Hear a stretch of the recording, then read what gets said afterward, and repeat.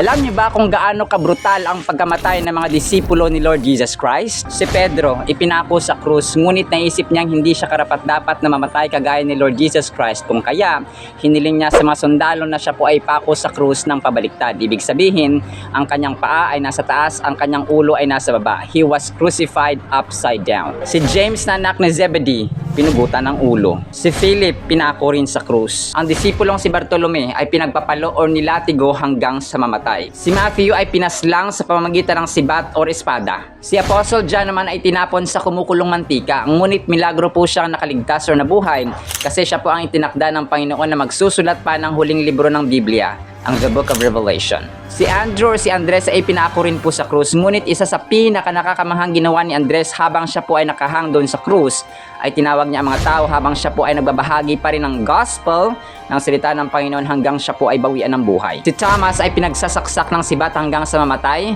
habang siya po ay nagbabahagi ng gospel sa India. Si Matias naman po na pinilit kay Judas ay pinatay sa pamamagitan ng pagsunog ng kanyang katawan. Si Apostle Jude naman ay pinatay sa pamamagitan ng arrow or pana. Si Saint Luke naman na nagsulat ng isa sa mga gospels ay binitay. Si Saint Mark naman na nagsulat sa 4 na gospels ay pinahila sa mga kabayo sa lansangan hanggang siya po ay bawian ng buhay. Si James naman na siyang leader ng simbahan ay inihulog mula sa isang matarik o mataas na lugar.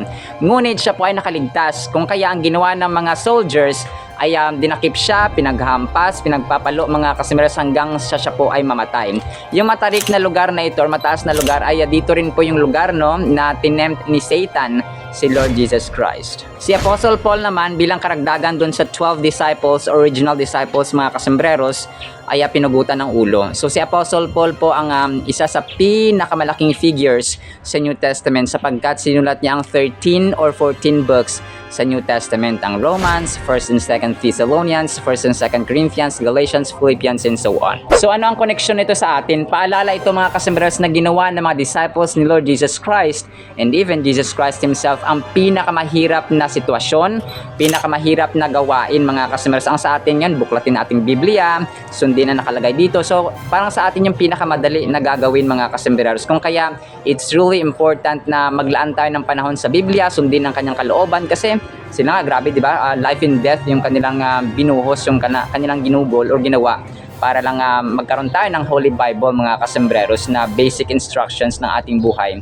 at purpose sa mundong ito. Kung kaya it's really important na maglaan tayo ng panahon sa Biblia, manalangin mga kasembreros, and of course, love, obey what's in the Holy Bible. Pagkain ng ating kaluluwa, Josue or Joshua 1 verse 8, huwag mong kaliligtaang basahin ang aklat or ang Holy Bible mga kasembreros ng kautusan. Ito yun pagbulay-bulayan mo iyon araw at gabi upang matupad natin ang lahat ng nakasaad doon. Sundin daw ang Holy Bible.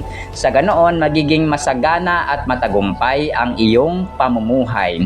Josue or Joshua chapter 1 verse 8. Ibigin natin ang Diyos ng buong puso, lakas, kaluluwa at isipan at ang ating kapwa-tao gaya ng ating sarili. Yan ang kaalaman at katotohanan ng dapat na alam.